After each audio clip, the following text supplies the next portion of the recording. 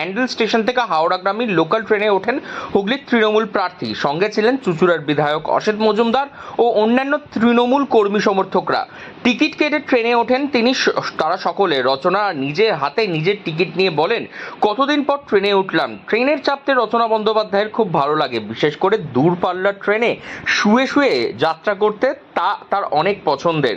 ব্যান্ডেল, হুগলি, চুঁচুড়া, চন্দননগর প্রতি স্টেশনে নেমে যাত্রীদের সঙ্গে জনসংযোগ করেন রচনা বন্দ্যোপাধ্যায়। ট্রেনের ভিতরে যাত্রীদের সঙ্গেও কথা বলেন তিনি।